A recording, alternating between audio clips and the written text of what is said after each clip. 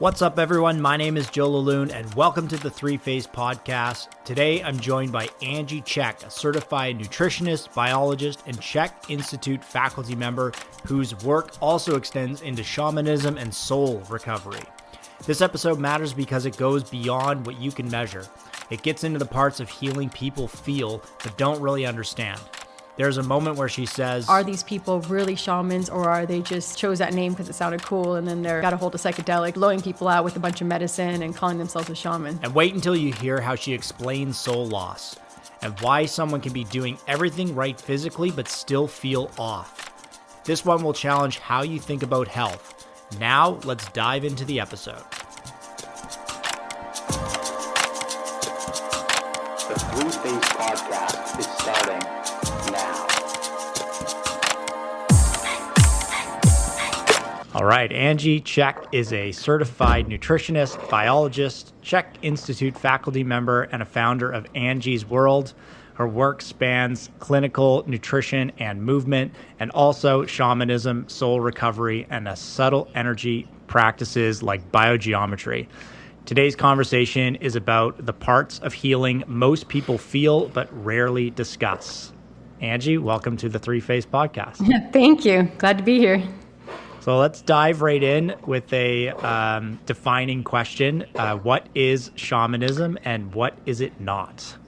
Okay, so shamanism goes back to the beginning of time. Basically, if you go back, you'll see our ancestors were practicing shamanism. And shamanism's, kind of an early form of religion in a way, where we would worship everything, not just one god. It was worshiping the land, worshiping animals, worshiping spirit, and recognizing our connection to ancestors and to guides, power animals. And a shaman is someone who has the ability to work in these dimensions. So we think of ourselves as an earthly plane. This is the middle world. We also have the upper world and the lower world. And so a shaman is able to transverse these different worlds to get information and to access even healers to help them help a person facilitate a healing. And so it's really making that full connection to everything beyond where we are just kind of feet on the ground. Right, where we think everything is just tangible material. It's more energy, working in these different dimensions. And so, go ahead. Yeah, so the next part about what it is not, in order to say you're a shaman, you have to be recognized by the community as such. So I went to a three-year advanced training through Michael Harner's program. And when I was in that 3-year program, they said, after this 3 years, we're not going to be giving you a diploma to put on the wall or a certificate to say you're a shaman. And the reason why is because you have to be humble when you do this work. If ego is involved and you're saying, oh, I can heal you, that's when the spirits don't want to work with you. You have to be able to say, this isn't me. It's working through me. Spirit is working through me. And that can be taken away at any time. And so you have to be humble enough to say that, when I hear people say, oh, I'm going to heal this person, it's like, that's not for us to decide. Even as a holistic lifestyle coach, I tell that to my students. It's like, we can show people how to eat better. We can show them how to drink better, drink water and get exercise and get enough sleep. But ultimately, they're responsible for their healing. And so when we do this work, we're allowing spirit to come in to facilitate a healing, but we're not attached to the outcome. And so a shaman is someone who is going to just be receptive and open to allow the space to transform so that person can heal. There's a good metaphor, sort of being like a conduit between the healing spirit and the person who is looking for healing. Correct. What distinguishes a shaman from a therapist or an energy healer? Well, a shaman can be a therapist and an energy healer, so they could be all three. But a energy healer is going to work primarily with the energy, and so and different energy healers work with different guides and different healers. But it's primarily just working with energy, and not so much as looking for information and getting information from a healer, like having that conversation that a shaman would have. Does that kind of make bit more of a modern shaman is sort of looking at a few different practices and pulling them together? Yeah, I would say so. And that's how I work too. And I believe everybody should work that way. It's like you learn things along the way and you see what works for you. And I say you have a toolbox and you see what works for you and you continue to use those, and you can add different tools at any time.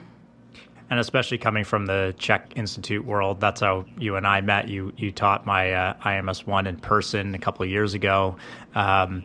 And that's the academy that Paul created is really kind of that worldview of you got to approach it from multiple angles. It can't be singular in your approach, because that doesn't work always to be singular. You have to be very holistic with the approach. And does it make sense to say like what you're doing is the same approach, just on a different level, really, like going much deeper into this is the next level of working in the shamanic practices?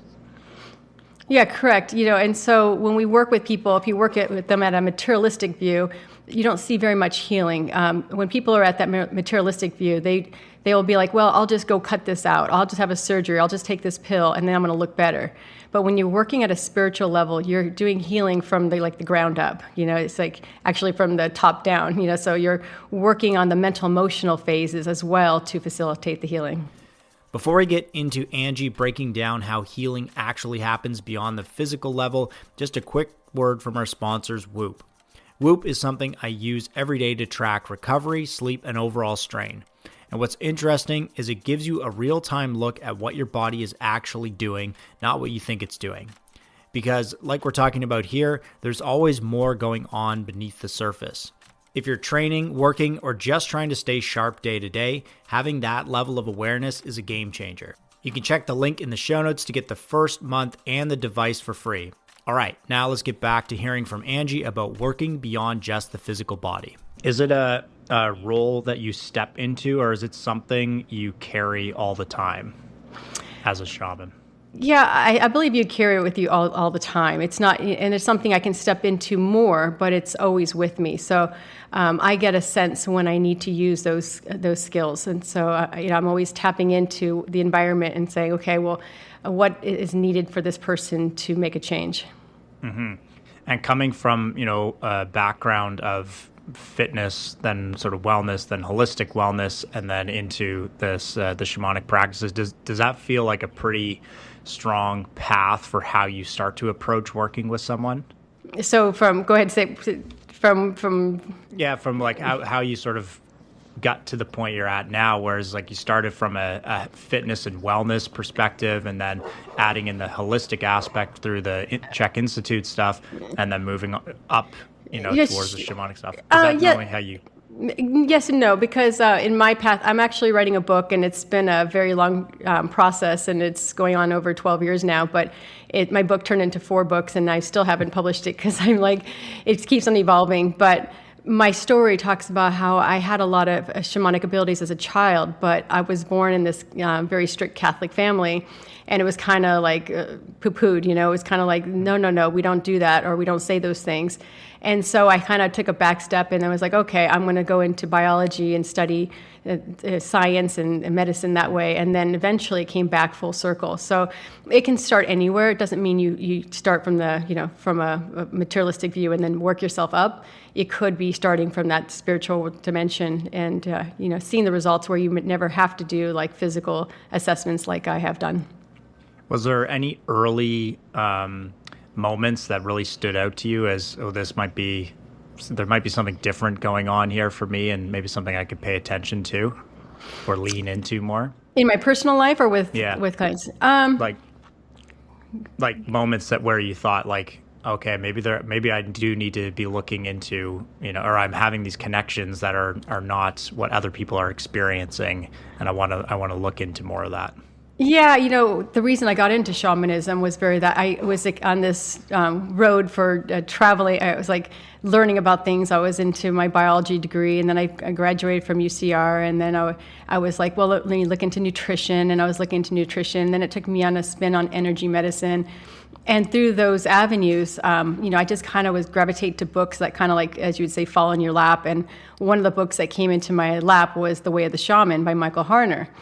And I was like, well, this is a really interesting book. I'm going to read it. And so as I started reading it, I started applying it, and I thought, this is really cool stuff. And then I realized, hey, they have this workshop. That's a 3-day workshop in San Francisco. I'm like, I'm going to fly there and take the 3-day workshop now that I read the book.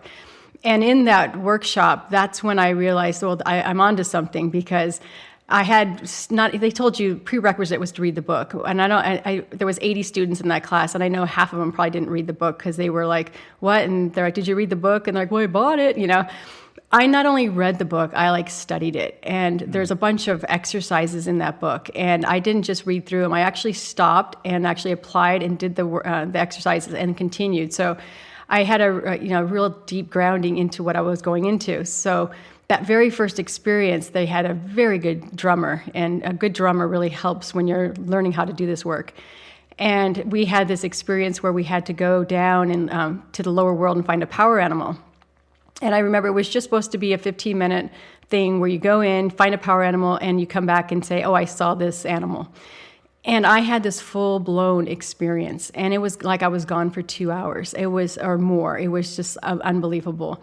And so I was so excited about it that the teacher said, hey, did anybody like to share their experience? And I raised my hand, and she called on me, and I had this, and I've shared it several times, but it basically was where I molted into this, I looked for a power animal, and this big giant raven came and grabbed me by the shoulders and flew me into a tree. I mean, it was like there was part of me that was laying on the floor in this, retreat center, and the other part of me was up in this tree. And I could feel the two different places, like I was in two places at once. And I could feel my heart beating like really fast laying on the ground, but I was also not there. And I was having this full-on 3D experience where this raven came up to me, and it was a giant raven, and it threw me in this little nest, which was a big nest because it fit my whole body. And it fed me things. It fed me an herb, and then a root, and then a mushroom. And the combination of these things had me molt into a raven. And so not only was I just seeing a raven, all of a sudden I was eating foods and then molted into one. And I'm looking at my body going, I'm a bird. I'm this big black bird. And it went like this to me, like, let's go. And so I'm like, okay. So I started flying with it. And I remember flying, and took me to another tree, and we would look down, and there was these ancestors, and they were around a fire, and they were performing a ritual. But at first it was just kind of like basic gestures, like they were praying, and then they were doing some religious stuff, and he just looked at me, this raven, and I went, okay, yeah, I see that. So we flew back further, and what I realized is the sun was going from, instead of east to west, it was going west to east. I was going back in time. And as we went down into the next ancestors, they were a little bit shorter in stature, a little bit more primitive looking, teeth are a little bit more fangy, and the rituals became a little bit more, as you would say, barbaric. Like they were like, they would kill animals and sacrifice them during these rituals. And I was like, whoa, and we did this several times. And each time became a little bit more intense. And I realized, first I was like, oh, that's terrible. But I realized, when a life is given, taken from something, it really keeps you present. Like if you're in church, they're not doing stuff like that, and you're like checking your phone, you're like thinking about what you're going to do. But when something like that is happening, you are fully present. And I saw that, and I went, wow, that's amazing. And I went, yeah, go ahead. That must have been just absolute floodgates for wanting to learn more about this. Absolutely. So at the end of that, 15-minute callback, and I told the whole story, my teacher was like, well, let's not do what Angie did. And I was like, what? And I kind of felt embarrassed. And then I realized people are like, oh, I think I saw an ear. I think I saw a nose. And it wasn't that I was special. It was that I did the work. And when you do the work, you get the results. And so I was just like, I gotta learn more about this. I want to go deeper into this shamanic stuff. So that's when I took all their courses. They had a bunch of prereq courses before you had to apply for the 3-year advanced training. And then their council had to actually allow you to be present. So they did your application was sent in, the council went over it, and then they decided if you were approved or not. And if you got approved, then you're allowed to learn these ancient techniques. Wow. So it's such a process, even just to get accepted into learning more about it. When you started to, like maybe when the book sort of arrived in your lap, What was your first take on it? Like, did you feel like, I don't know, I'm not sure about this, like this feels pretty out there, or did you feel really drawn into it? Yeah, no, totally felt drawn into it. There was nothing hesitant about it. It was just like, let's read this book. Let's see what this is all about. For listeners who who are curious but cautious, what would you say is like the rule of discernment in this world? On being working with the shaman.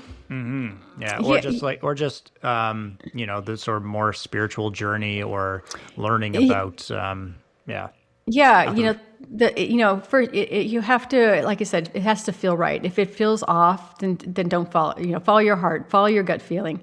And if you're getting a good yes, then most of my life I work with intuition, and I get this yes response, and then I go for it. And I've never been wrong. It's like when I get that feeling, it's like I'm on it, and then I'm going to dive deep in it.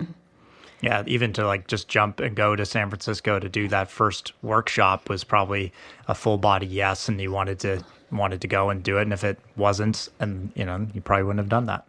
Exactly. And I think back at the time, and I was just a young girl, probably in my late 20s, and it was like, that was a big deal for me. It was like, okay, I'm not going to go there with a friend because none of my friends were interested in that. So I was like, all right, I'm just going to do this alone. And so I booked my flight alone. I booked my hotel room alone. It's just like, I got my car, I was like, I'm doing this. And I showed up to that workshop, and it was one of the best experiences ever.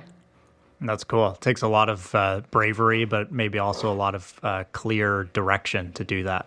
Yeah. What's healthy skepticism versus defensive disbelief, especially when working with a shaman or starting to learn more about this? Yeah, I think skepticism is good because you don't want to just give your power to somebody. So it's saying, hey, I'm open to see this different avenue of healing and see if it works for me, But if someone's completely blocked and says, oh, that's BS and stuff, then it's like, well, then why even bother, right? Because you could block the healing process because you're like, no. Sometimes people are unconsciously invested in their disease. They don't want to get better because if they did, that means they have to go back to work or they have to change their life in some way. And so you'll see people, they'll be resentful for any healing modality because they don't want to get better. Yeah, I remember you mentioning at one point, you said, the main thing when you're working with someone is they have to be open to it, because if they come in with, too much skepticism or not just like an open mind or heart to it, then that it's kind of a waste of time at that point. Yeah, especially like I remember when I was doing energy medicine, you can look at their chakras and see what's going on. And my early years, I used to do a lot of power animal retrievals. That was kind of like my parlor trick. And so people would have me at their parties and were like, hey, let's read power animals. And then I'd go into a side room and one at a time, I'd take each guest and do some work on them. And it was a good experience for me and it was fun for them. But if they weren't interested in it, I wouldn't be able to find their power animal. They're blocked. And I've had times where I was working with a pendulum and the pendulum wouldn't move. And I'm like, you're not into this. And they're like, no, it's like my wife wanted me to do this. And I'm like, you don't have to do this. This is crazy. So if they change their mind and are open, then I can start reading them. But if they're blocked, it's like you're putting up a metal layer there and saying, don't do this. So yeah, they have to be open. Yeah, if you're not interested, then you're not going to share your energy. Right. What are some red flags that concern you in the modern spiritual space? Nowadays everybody seems to be a shaman, and so that concerns me because did they really go to shaman school? Did they do the work that's required to be a shaman, or are they just calling them a shaman? And just like I said about Michael Harner's work, once I finished that 3-year advanced training, I still don't call myself a shaman. I call myself a shamanic practitioner, which means I practice shamanic skills and techniques, and only can I be called a shaman through the people that I've worked through, and then they can verify that I've been working and is seeing results. So that's the big skepticism is, are these people really shamans, or are they just chose that name because it sounded cool, and then they're selling, whatever, or, got a hold of psychedelics and they're blowing people out with a bunch of medicine and calling themselves a shaman. So that's kind of the red flag. And, that whole thing about with medicines, people are just so quick to just find someone to give them medicine. But if a person is still in their ego, they could really do some damage on a person. Overdose someone on too much medicine, give them such a high level that they trip out and freak out. And that's not the idea. It isn't to have them blow their minds out. It's more of give them just enough medicine where they can see their reality and see a different reality.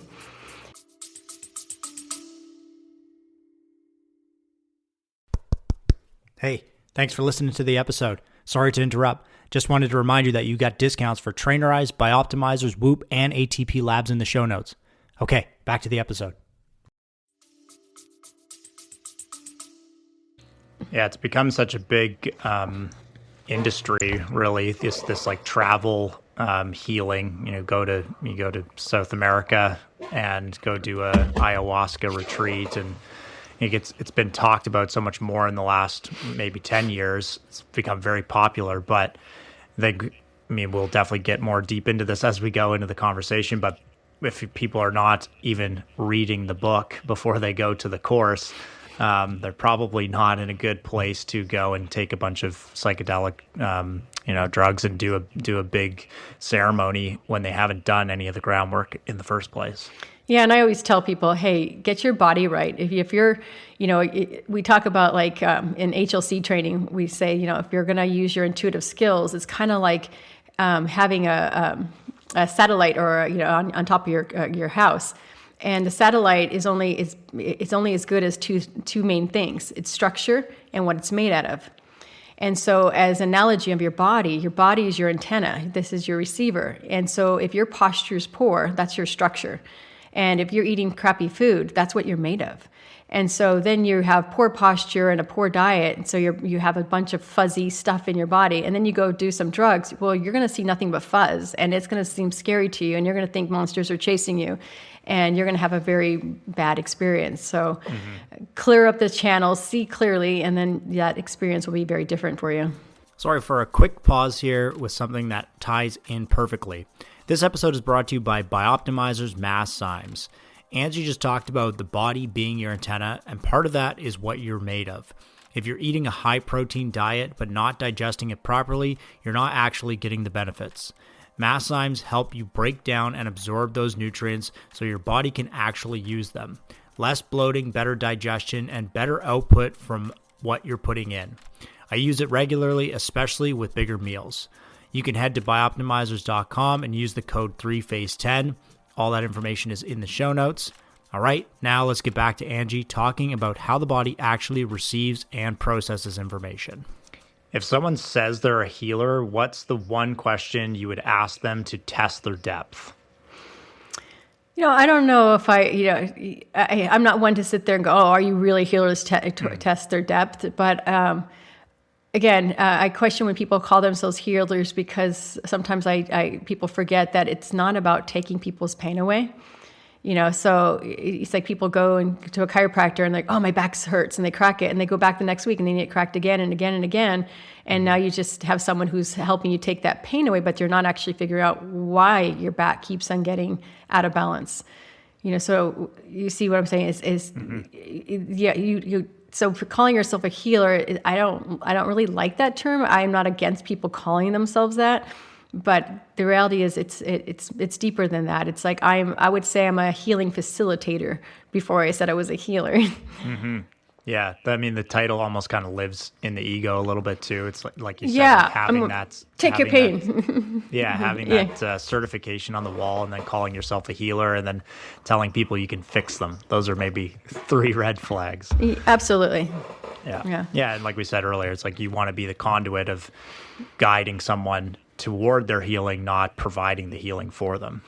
Yeah, and if we really explore our pain, we recognize, our pain is there to guide us in a different direction. So if someone takes that away from us, then we're going to lose direction. Mm-hmm. And so... Was there a moment with this where you felt like it stopped just being interesting and really became necessary?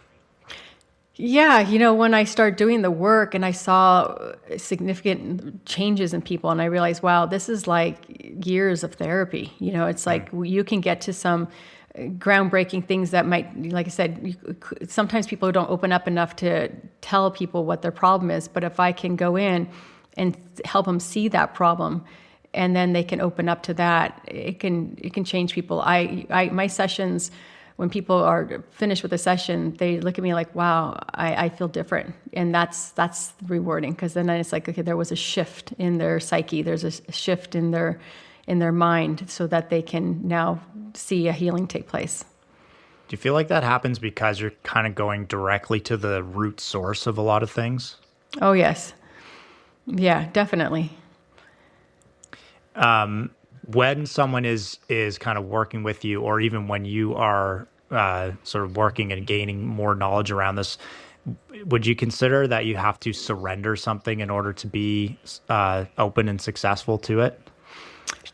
To working with shaman as a shaman? Yeah, and as a client of yours, or someone who is working with a shaman. It's I don't know if it's surrendering to it, but it's just saying, hey. A lot of times people come to me and they've tried so many other things. They're like, well, let's just try this. This is something I haven't explored. And so they're open to it. So and me, I have to just, I would be the one who's surrendering to it and saying, okay, let's just try this pathway. So when people want to hire me, I always offer a free 15-minute consult where I can discuss their needs ahead of time, because I don't want them just to say, oh, I need this. And it's like, well, maybe it's not the best modality for them. And then I can share with them what I feel is the best. Sometimes it's a soul retrieval. Sometimes it's a past life regression. Sometimes it's my biogeometry work. Sometimes it's HLC coaching, which is nutrition and lifestyle factors. Mm-hmm. Yeah, so it's just coming down to figuring out, where someone is and what they specifically need to kind of move forward. When you were stepping into this, did you find that there was a bit of like a social risk into moving towards this identity, especially coming from like a Catholic background and that world? Did you feel like you had to create a big shift to get to where you are? No, I just had to remember who I was. Back when I was younger and I was living at home and I was impressionable and I wanted to be the good kid, and I was like, oh, we don't do this. And then it was just something that kept on lingering in me. It was like, okay, and as I got to be a teenager, you start going, well, maybe your parents don't know everything, and let's just see what these tarot cards are all about, and let's play with the Ouija board, and let's talk to spirit, let's see what happens. And I kind of just started going on that path. And then when I was in college and I was living on my own, I was like, okay, now I can freely explore this without feeling like I'm doing something wrong. Yeah. Got opened up to the freedom of being able to make the choice of what you're reading and exploring. Mm-hmm.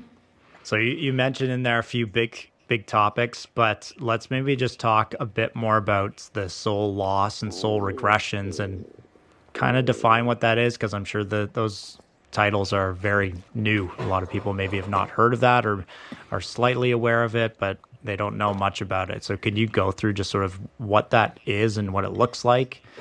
And then I'll ask more questions later. Yeah. So all of us have a soul. Everything has a soul. Animals, plants, everything has a soul. And so for human, we're exposed to a lot of different things, even like traumatic events. And sometimes these events are so scary for us or threatening to our livelihood, like you might have a near-death experience, that part of you feels like you're not going to live. And so a part of your soul might, like we call it, a fragment off and split off. And so it says, oh my gosh, I don't want to be in the body when it gets hit by that car. So it leaves the body right before the impact. But then you don't die. And so part of you is in your body and part of you is out of your body. And from that day forward, you might experience, that you're just not 100% anymore. Like you don't feel fully with it. Your senses are dulled. You have maybe a low-grade depression. You just no clarity in your life. And that's usually what we're looking for. So I usually ask my clients and say, hey, when in your life did you feel like you were going to die? So anytime there was a near-death experience. Any time in your life where you wanted to die. Sometimes we get so emotionally unstable that we think it would be better to take our life than continue. That can be soul loss. And any time in your life where you keep on going, your mind keeps on going back to. So there's sometimes you'll replay a scenario. Maybe it was when you're grade 13, but you go back and you see it again and again and again. You're like, why can't I get over that? because there was probably soul lost there. So there's a part of you that's still reliving that moment. It's kind of like Groundhog's Day. That part that gets trapped in the past is reliving that moment again and again and again and again. And that takes up your energy. And that's why you're not fully here. Your half is in the past and some of you is in the now, in the now, but it's really hard to be fully present. So with the soul's sort of location, does it align with the physical body? Is it within it? Is it above it? And then if it's lost, where does it go? Okay, so the soul resides in all of your body. Yeah, and there's scientists that say it lives in your blood. And so your blood pretty much goes to every single cell of your soft tissues in your body. So every part of you is like there's a frame of the soul inside your fingers, your toes, your whole torso, your body, right? And there's times when the soul can come out of your body, right? And then if it fragments, then that means it's going to split, and then there'll be a part of you that's still in that dimension or that time of your life. Does that help? Mm-hmm. Yeah, completely. And then if you were to, pass on, is that meaning that your soul is leaving your body completely and going Correct. somewhere else? Correct. And then from somewhere else, where does it end up going? Oh, and that depends what your belief system is, and so when I was in the 3-year advanced training, one of the things we'd do is we'd go explore. We'd do all these journeys and explore these upper worlds and lower worlds, and then we had to draw our maps of where we've been. And Michael Harner, and I don't know if they're still doing the work, but part of his work that he was doing is taking all the advanced trained shamans that he had trained in his school and taking all their raw data and trying to create a master map. Because it turns out a lot of times where we see other people have been there too. And he was like, oh, so it's kind of like saying, we're going to explore the Earth. And some people are, oh, I went up north and it was cold. Oh, I went down south, it was cold. Oh, okay, well, we're going to draw that. And we're going to put ice up here and ice down there. And oh, wait, I went down in the middle and it was really warm. And all of a sudden you can create a map of the world because people have explored those territories. And enough people explore, you get more and more information about those territories. And that's kind of what it's like. So your soul can go to any of these territories. And then as a group, we kind of have collectively filled in the gaps.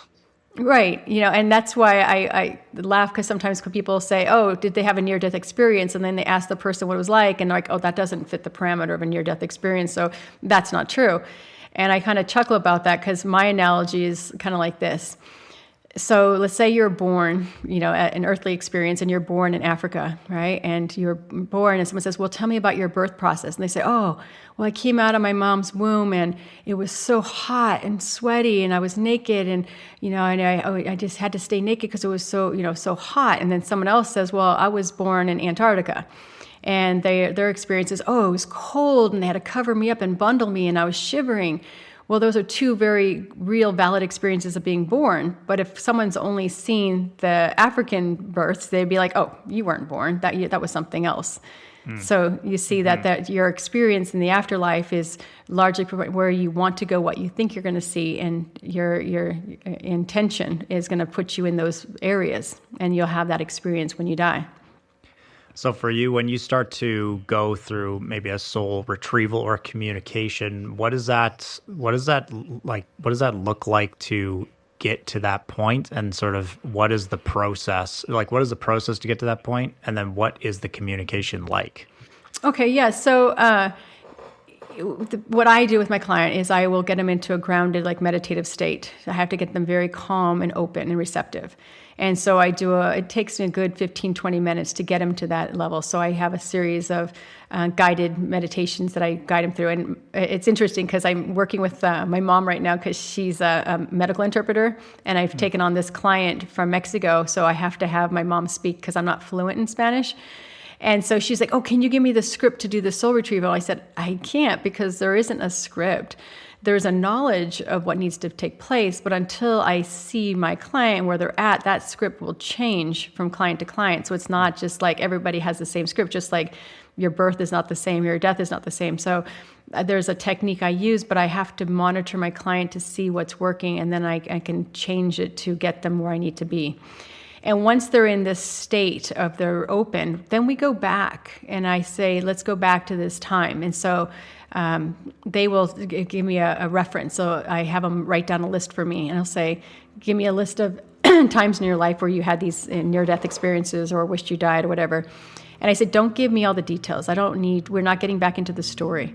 And so we use that information to go and say, okay, when you were 10 and your father hit you, I don't need to know the details of it, right? And as they go in and see themselves at that location, then I am going in with them.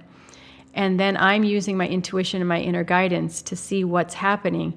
And then I am speaking to the client, and I'm using words specifically that are going to help them heal, like to bring that peace back. And so I will tell them things about that scenario because I'm looking at it at all angles. And when they see it in a different light, they're like, wow, I never saw it that way, because they saw it in the eyes of a child, like a 10-year-old or a 5-year-old.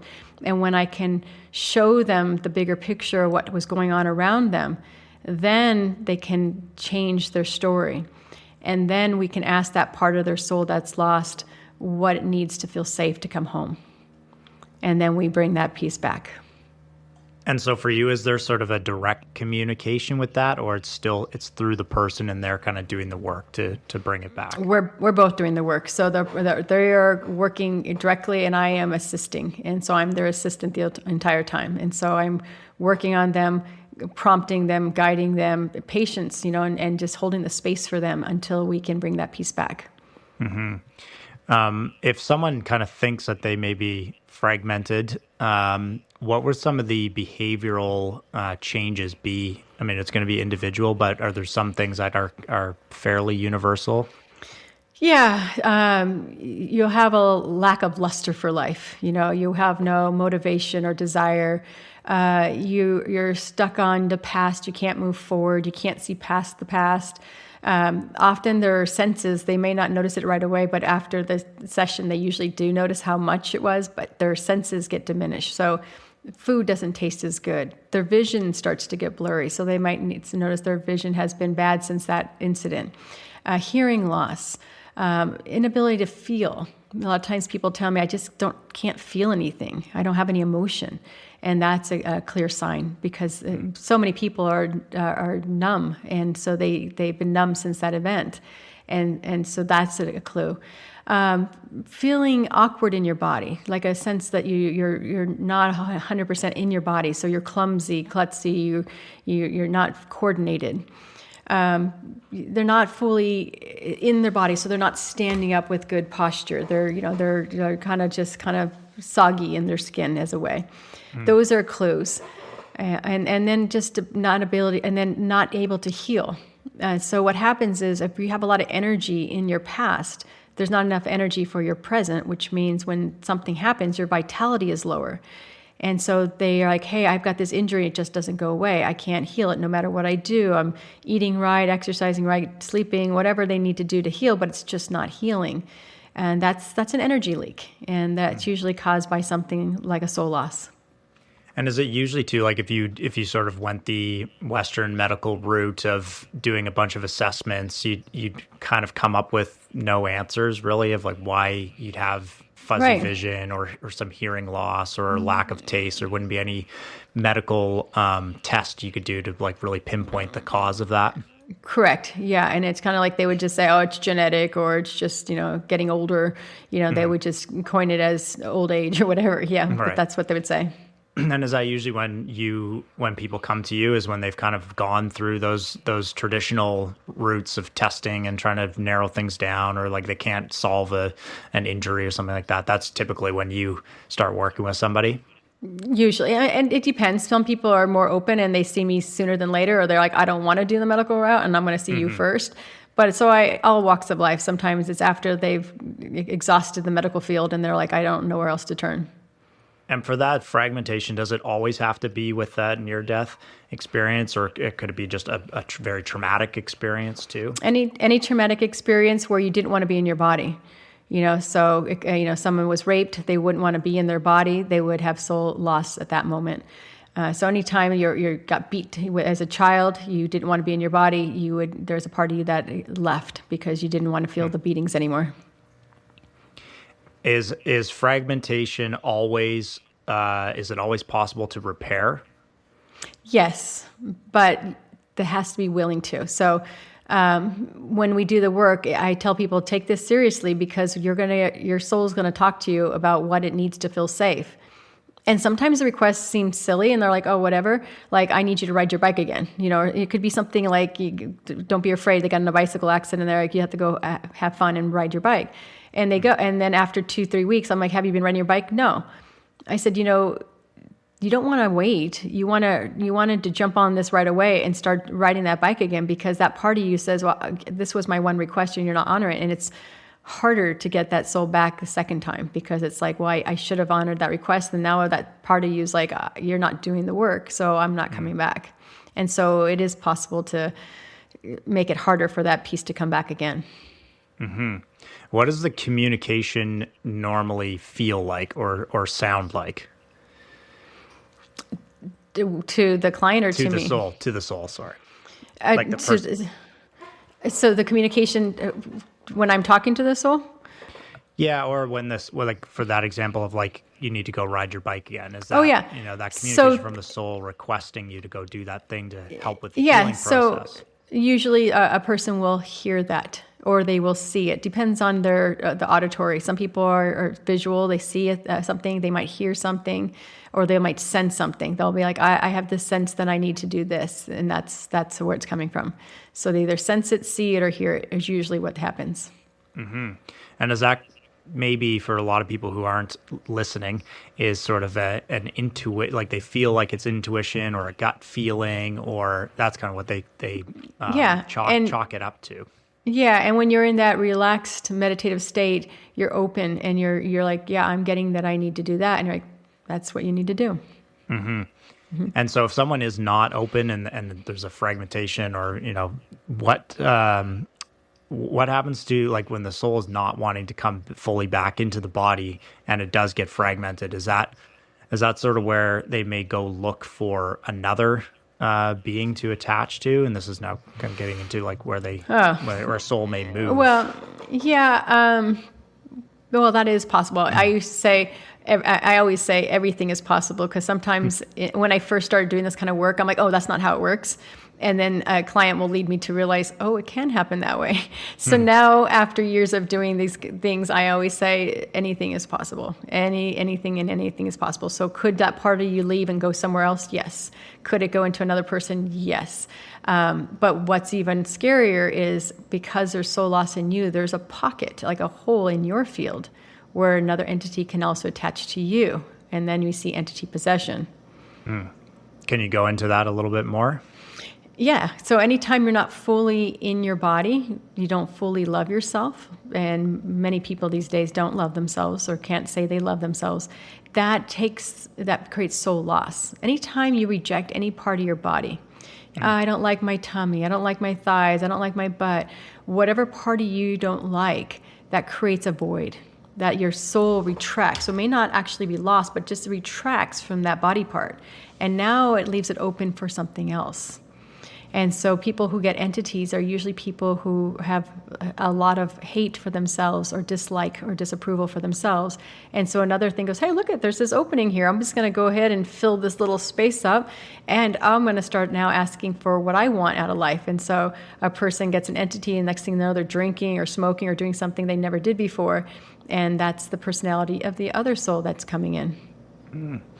I think I've heard you mention this before too, like when you started doing this and we're working with clients, and you'd see something like, you do all the work for like someone's stomach as an example to get stronger, and nothing would change. You couldn't figure out why. And then you started hearing them saying like, oh, I hate my stomach. And that is kind of maybe an example of that. Do you have other examples where you've worked with someone directly? Yeah. So that makes me sick to my stomach. It's kind of an old Southern kind of term, but that used to be said a lot, and that would create problems in the stomach. Or that just breaks my heart. That creates problems in the heart. Or the one I hear all the time these days is, that's such a pain in my ass. Well, guess where the problem becomes? right there, because you're directing that energy to that part too. So whether or not the soul is actually lost there, you're telling your body, and your immune system is now going, hey, the problem is my ass. And so it starts attacking the colon, and the next thing you know, you can't poop right and you can't digest well. And so your words are extremely important, and how you're communicating to yourself and others is extremely important. So if you kind of open up space to an entity, is it always a bad or negative entity? I think for most people who are watching movies or TV shows, they think it's like some demon comes and fills in the space. But no, there are demons, and but they're not all demons. In fact, sometimes these are lost souls. It could be children that got killed at a young age and are still in the middle world, and then they're scared and they're inside you, and they don't know why they're inside you, but they are just trying to find a way to go home. I mean, they're looking for their body, and their body's not there, so they find the nearest body. A lot of times you'll find alcoholics, drug addicts, they might have died during their drug overdose, and they don't know they're dead. And so they're walking around and they're looking for a body, and they find a body, and they're not aware that it's not their body. And a lot of times there's a lot of confusion. And so when you start looking at the entity, they're like, oh, I didn't know this was someone else. I'm sorry. I'll go. I'll leave, So they're not all evil, mean, like, I'm here to kill somebody. No, they're not all like that. They're just sometimes just lost souls that got misguided and got stuck there, and they're just as confused and dumbfounded as the person who just got the entity in them. An accidental vacancy. Right. Is that something that you've worked with people before, is like kind of re-guiding a misguided soul? Yes, I have done that. I don't purposely seek out entity removals, because they can be kind of crazy, and I don't like to, put it out there like, oh, I can remove it and extract any entity, because there are some powerful ones out there that I'd be like, oh yeah, bring it on. And I don't like having to have a battle with it. But if it shows up with my client, I'm going to work on it. But I'm not usually out there promoting, hey, I'll remove your entities. That's just not my favorite work. But it is work I do. Of this soul retrieval stuff, are there any specific stories that really stand out to you that you're okay with sharing? Oh, well, yeah, I would have to think about that, because I do a lot of them. I would say hundreds a year, so, but there is one story I love to share, and it was just such a beautiful story of how this can work. There was a lady I was working with in the UK, and she worked with me for quite some time, coaching her. And then it came down that when you work with someone, even at a coaching level, I always say it's like peeling an onion. You work on the first layer, what their stress is, why they came to you. And when you help them with that, then there's usually a deeper layer. And it's like, oh, well, now that we worked on that, this also has happened to me. And it's usually a little bit more personal, a little bit more emotional. And you keep on peeling the onion until you get to the core. And then the deep stuff comes out. And this particular lady, what was at the core was that she had lost a child. She's like, you know what, I feel bad, because it was her second child, and it was a miscarriage, and she ended up having the baby in her bathtub, and when she called it's not 911 there, but whatever, the emergency response, they said just put everything in a contents in a bag and come to the hospital. So she did, and she was so frantic, she just dropped it off at the front desk, and that was it, and she never had closure on this baby. And so at some level, she knew she needed closure, so she bought a tree to put in her backyard. And so she planted the tree, and it never did well. And the gardener used to say, this tree isn't good. Can I pull it out? And she'd be like, no. Why not? No, because she knew that tree was a symbolism of that child that she didn't have. And so this was, and I started working with her, and I think this was like 10, 12 years later after this miscarriage. But it was something that had never been resolved. And so we went in shamanically and worked on it and connected to the soul, the unborn soul. And it was trapped in the middle world, and we had to bring it back up. And so we released it into, this one we brought to the upper world. And just so when I say that, upper and lower doesn't mean heaven and hell.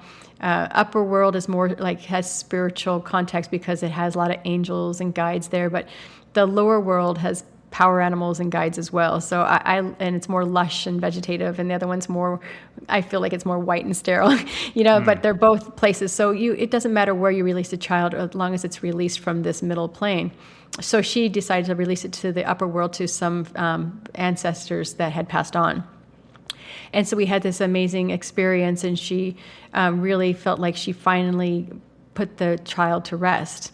And she reported like 2-3 weeks later to me that the tree that was never did well, the gardener came to the door, knocked, and says, "Hey, what did you do to your tree?" And she went, "What?" He goes, "Come on out here, take a look at it." And it was in full bloom with blossoms and everything. And she's like, at that moment, Angie, I didn't know if I should tell him about the releasing this child and all the whole story about it. And she goes, so I just said, "Oh, I don't know." And she goes, because it was just so much she could have said to the man, but she didn't know how to say it. So she goes, "Well, that's great." And so that was confirmation that the work we did, changed something. Yeah, the gardener may not have shown up on Monday if she and I'd be divulged like, all the information. "Dude, my girl, she's wacky, man." Yeah. So sometimes, and he might have been open, but you just never know. But it was kind of like, where do I start this story? It's like, dude, I'm great. And thank you for telling me. Yeah, that goes a little deep, but that's amazing to hear. It's so cool to hear. I remember hearing a story too. It may be a Paul story. It may be yours as well, but it was sort of about the soul retrieval where someone that you were working with had been in a car accident but didn't die, and then her lower body atrophied. She was like this athlete who had been very competitive and very strong, and for some reason her lower body just wouldn't gain strength. It wouldn't gain any more muscle. Couldn't figure out why. Do you remember this story? Does it sound familiar? Yeah. This is Paul's work. Yeah, and so he took her into a body of water and worked with her. And when she came out of that water, she started to move again and have connection in her legs, and she was able to restore her leg strength. Yeah, and it wasn't a paralysis or anything like that, but it was basically like the soul had started to move out of the body, and then kind of realized, oh, never mind, this is not a fatal crash, but it got stuck kind of halfway in between. Mm-hmm. When the soul retrieval actually works, what actually changes in that person when you get it back in? What actually changes? Yeah.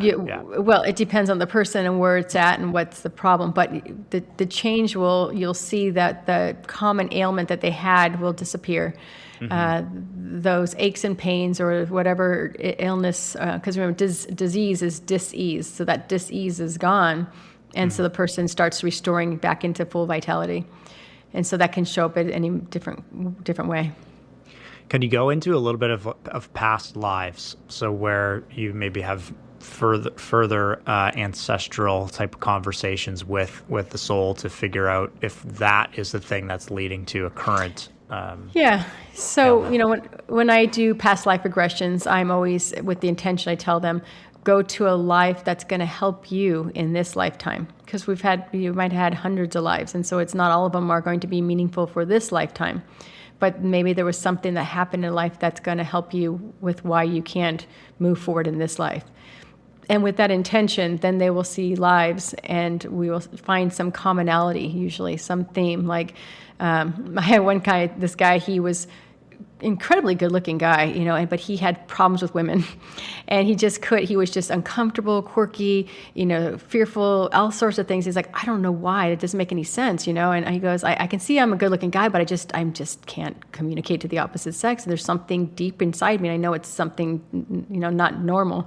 So we went back and went through a past life, and sure enough, he had these relationships where he ended up getting killed over this girl he fell in love with, and the father ended up killing him, and it was such a shock to him that in this lifetime he was afraid of women, so he didn't realize that connection. But once he was able to see his past life, he was able to realize this is not this life, that was that life, and he got over it, and all of a sudden he became this incredibly confident, smooth guy around women. He goes, I have no angst, no There was no nervousness. It was just like it just disappeared. He's like, I don't even know who that guy was anymore because I'm not that guy. And it was, so you'll see these changes like that even where your life changes. I had another one that comes to mind was this lady, and worked with her for years, and all of a sudden she says, I haven't told you, but every day at 2:00 I have this severe anxiety.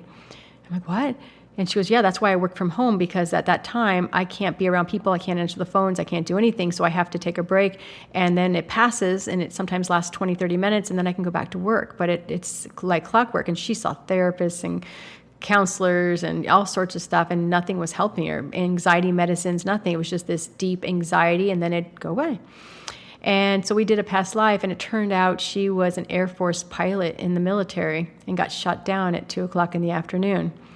And so there was part of her that was still lost. So we had to actually do a soul retrieval as well as a past life regression. And that was a trippy one. And but once we did it, she never had anxiety again. Just went away. Incredible. Yeah. So the concept here is that like this singular soul has traveled through multiple lifetimes, and then what it has experienced or learned in past lifetimes is still being carried forward, or maybe being confused as it's in this old lifetime, but now it's being carried forward into current lifetime. Well, just like a soul fragment, so you're the part of you still there in a past life, not a past in this past, but another past, and you're carrying on and having emotions from that experience that you had in that past life. Yeah. Does this connect a little bit with Mark Wolyn's work of it didn't start with you? It could. That's usually more of ancestral lineage instead of just your soul lineage. So that's ancestors that we take on a family line, and that line has its inherent problems. So some families have alcoholism in it, some families have sexual abuse in it, some have money problems, and you take on that path. And so when you're in that family line, it's not just healing you, but you're actually healing your entire family line. So that's what's really beautiful about doing the kind of this work is like you're not just helping that person, you're helping the past and the future generations. Sorry for the interruption. For a quick word from our sponsors, this episode is brought to you by Cala Red Light. We're talking about healing at a deeper level, and part of that is recovery. If your body never fully recovers, you're always carrying something forward, whether you realize it or not. Red light therapy is something I use consistently to support recovery, reduce inflammation, and help the body actually bounce back. It's simple, it works, and it's one of those tools that just fits into your routine without overcomplicating things. You can check it out at calaredlight.com/JoeLaloon. That link is in the show notes. All right, now let's get back to hearing from Angie about how healing can impact not just you, but what comes before and after you. Yeah, so kind of two different paths, like one path of the soul and one path of the what is inherited from the family members. Correct. That makes sense. With the example I hear a lot with fear is one, like an inherited fear, where it's like, I don't know why I'm terrified of spiders, but I'm horrified of spiders. No reason. I've never been bit. I've never been in a situation, and they can't necessarily figure out why that would be.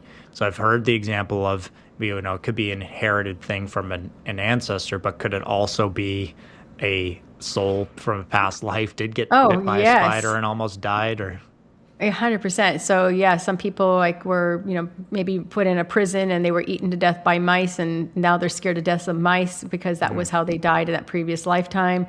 Afraid of water because they drowned in their previous lifetime. Sometimes a fear of a certain age of their life because that's when they died in a past life. So they don't think they're going to live past 18, and they don't know why, but they're freaking out. And then, it takes them a while to get over that. And then they realize, okay, I'm not meant to die every time at 18 years of age.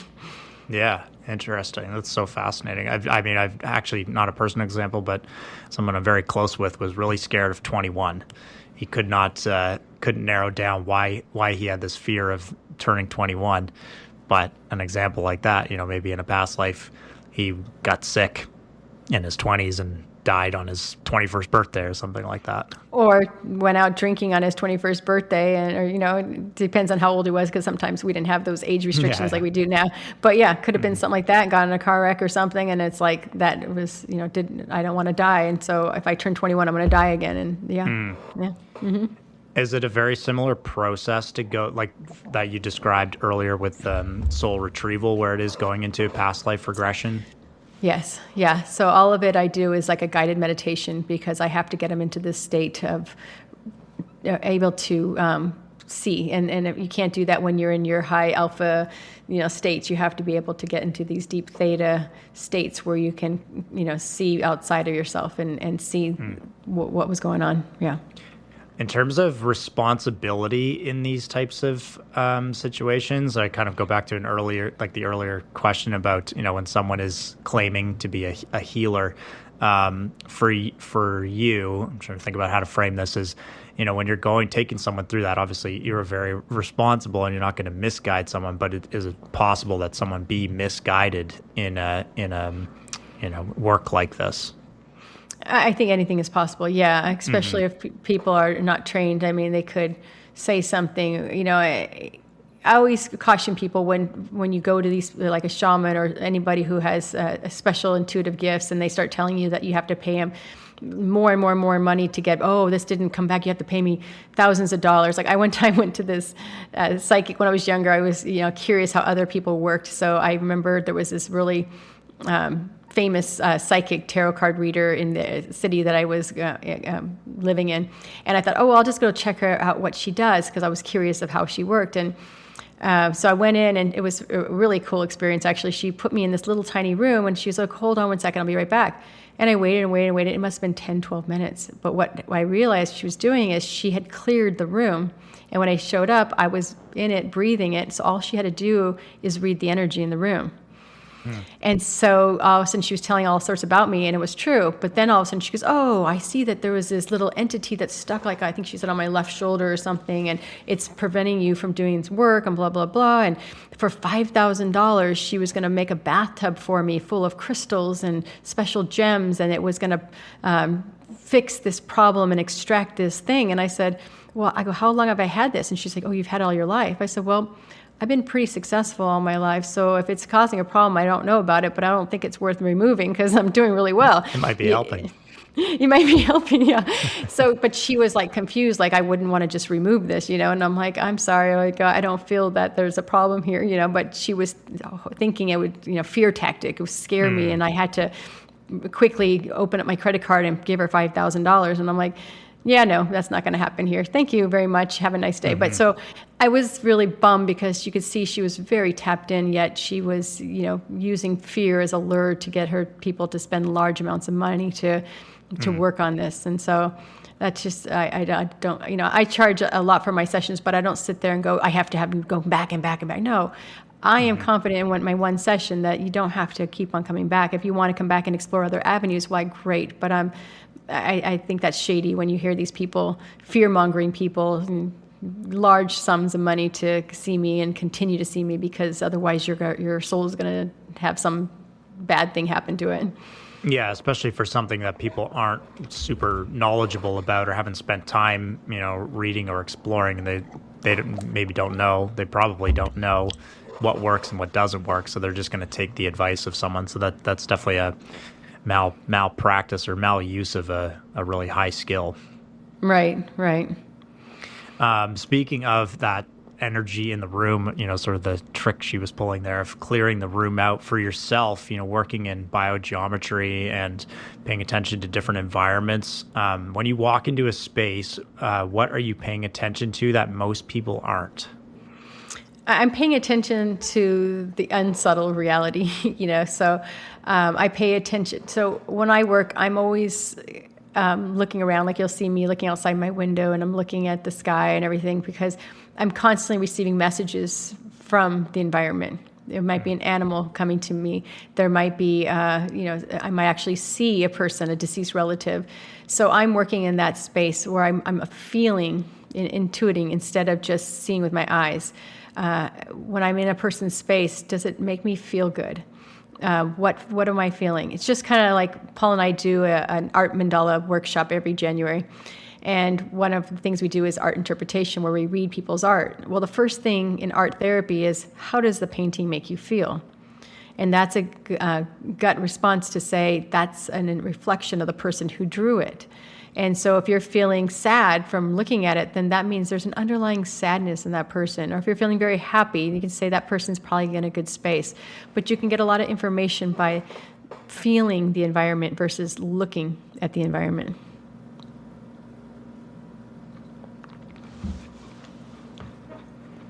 Sorry about that. It just That's gave right. me a notice that the it might have been my microphone cut out there for a second. Sorry, I'll see if we can reset that question. But we were talking about what else you're paying attention to, and that you're saying, you're taking in more information just than beyond what's just in front of you. Right. So I am feeling the environment, feeling the energy around it. I am looking around for subtle clues of, like, I work with animals all the time. So these are actually live animals, like what shows up, a hawk, a rabbit, a squirrel, a grasshopper, a hummingbird, what's showing up in my space, because that's going to give me a subtle message of what needs to be done. I'm also looking because sometimes I'll feel an ancestor show up, and then I will talk about that and say, hey, there's this person, and I'll describe the person to them, and that will lead into a conversation. And that's another thing I do, is I work with deceased relatives. And so people will hire me to talk to their spouse or their grandmother or their parents. And I always remind people when they hire me for that kind of work that just because your relative died doesn't make them enlightened. We always think that you die and then all of a sudden you have all the answers. I'm like, they're the same person. So if your mother always screamed at you and said, put on your sweater, then you used to go, yeah, Mom, I don't need my jacket, or I don't need my sweater. But then when they die, it's like, oh, I'll bring my jacket. And it's like, don't give it any more value than you did when she was alive. Okay, because it's the same mother and the same worries and the same concerns. And often they have the exact same personalities, and that's how the person knows that I'm indeed talking to that person, because I like to take on that person's persona, and I'll be like, they're talking like this, or I'll change my voice to according to how they're saying the words, and then they'll start cracking up because it's like, oh, there's no doubt that's who my family member was.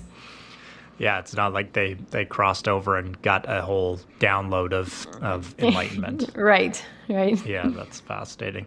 When you are, let's say, in a room working with someone, does it take, and you're trying to maybe speak to a relative, does it happen quickly sometimes, and they're very close by and easy to connect with? Yes. One of the reasons why is because I make an appointment with that person ahead of time, and we have with the intention of speaking to a certain person. So as we're making that date, their relatives are around and they're listening. They're like, oh, how exciting. And oftentimes that relative will connect with me before the session, and that's when I know that it's going to be great.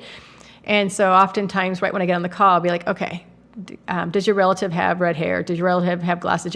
And I'll tell them about their relative person. I'm like, because there's this person connecting with me right now. I want to make sure it's them, or do I need to clear this person and connect to somebody else? And it's never not been that person. And a lot of times then they'll show me a picture and I almost fall over because it's exactly the person I'm looking at. And sometimes it's funny because it'll be them when they were younger, not when they were older. So I'll be like, oh, I see a beard. And they're like, oh, wait, yeah, I have a picture. Hold on, look at it. And I'm like, that's it, because Dad didn't have a beard when he died, but he had a beard when he was in his prime, So they will show up as a certain way, but it's in a way that the person will eventually know who it is. But it's pretty amazing. So they'll kind of identify as their peak self. Yeah. And or how they were, like sometimes they'll be on their deathbed, or how they think that person will remember them.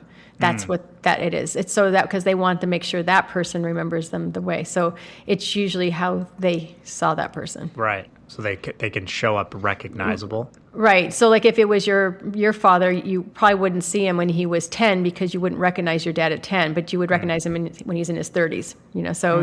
So your dad will show you at the time that you would most likely remember that what he looked like. So when someone shows up for you in this kind of conversation, is it like within the room or the space that you're in, or it's like in your mind's eye? It's sometimes both, but it's mind's eye and space. Like sometimes I will see them, but it's when I'm working like remotely with them. If they're in my space, like the client's in my space, then it will be right there in the room. But if it's, I do 80% of my stuff on the internet. So it's in like my mind's eye. I can see them, and I see them looking at their relative. I see them looking at my client, and then they're having a conversation about it. Wow, that's fascinating that you can still do it remotely. Oh yeah, there's no, the only reason people have restrictions on that is because they put their mind with restriction. It's like if you take those, if you say you can, you can. If you say you can't, you're also right. So I always say I can do that, and it works every time. So as long as you trust and believe in yourself, it works. With the physical spaces that people are in, do you find when people are trying to make these kind of connections that the environment can dysregulate what they're trying to accomplish? Like if they're in a space that has a lot of, Wi-Fi and or like the where they are on the planet, or in a city that has, EMF around, things like that, does that have a big impact? Oh yeah, 100%. Even the constellations. I mean, I have friends who I haven't dived down that rabbit hole, but have plenty of friends who are tapped in that way, where they read your astrological calendar and they'll tell you where's the ideal place for you to write a book, where's the ideal place for you to get a such and such career, where's the right place, and they'll tell you there's different like power spots for you around the country. But yeah, your space, if it is infused with like Wi-Fi buzz, grid lines from the earth, that are disturbing your space, that can all affect you. That's why I love biogeometry, because that's another missing link. It's like you could be living a perfectly healthy life. We all have seen someone like that, where they're fit and healthy and eating right and taking care of their body, and they're not drinking, they're not doing alcohol, they're not drinking drugs, and then they get cancer, and you're like, how the hell did they get cancer? And sometimes it's due to grid lines. And so there's these spaces where, I don't want to get too technical on this call, but it's basically there's Hartman and Curry lines on the Earth grid line. So Hartmans go north and south, Currys go east and west. And so there's this grid all over the entire planet. And the lines are typically about, yay big. They're not very big. Those don't affect our field. But every usually 20 feet or so, there's one about that big. Okay, so it's about twice as big, 2 to 2.5 times bigger than the other ones. And those ones can disrupt your field, especially when a Hartman and a Curry of that dynamic hits each other. We call those disease sites. And so those could be underneath your bed, they could be underneath your couch, they could be anywhere, and you don't know it. But if you start looking at the planet, you'll get clues. Like if you're out in nature, where these disease sites intersect, and they're naturally occurring, but you can transmute them with biogeometry. If you're out like in a park or in a forest or something, just look at the trees, and you'll see if you start scanning around, because it's about every 20 feet, there's going to be one of these bigger lines. You'll see a tree grow crooked. Have you seen that, where they're all crooked and you're like, wait a minute, why did it do that? And if you start looking, all of them in a diagonal line are crooked, or all of them in a certain direction are crooked, and they're all moving away from that grid line. And so if you correct the grid line, they will grow back into that space. So like, for example, when I first moved to our property, when you're driving up our driveway, there's this hedge on the left, and there was this beautiful hedge, and all of a sudden towards the end, there's this hole in the hedge. And I'm like, oh, I need to correct that. So I went in, and you can use biogeometry to figure out what solution's there. And sometimes it's a lack of a color. And I think in that particular one, it was lack of green or something. So I just spray painted a garden stake green and put it right there, hammered it into the ground, put it right in that hole. And within a couple of weeks, the vines started growing, and it completely cleared up. And to this day, the hedge is completely solid, but my stake is still there. And so I'm like, that's the correction. As long as that stake's there, that hole will stay missing. But as soon as I take that stake out, that the grid line will be active, and then the plant will grow away from it. Wow, that's so cool. Can you kind of just give us an overview of biogeometry and what it kind of encapsulates? Oh, well, biogeometry, my favorite definition that I've created to help explain it is it's basically a relatively new science based on old Egyptian techniques. So Dr. Ibrahim Karim is an Egyptian, and he has brought it to life. And basically, he's an Egyptian that his path was he was an architect, and his main thing was to go and study the pyramids because he's an Egyptian, and he wanted to know why they were emitting healing energy. How was that possible? And he wanted to see if he could harness that healing energy and create like apartment complexes and places for people to live, and so they could be living in these spaces that their bodies would be in balance. And that took him on his quest, and he started going to all these different power sites all over the world, healing sites, and places that are supposed to be people have claimed that they had a healing. And he discovered that there was 3 energies involved.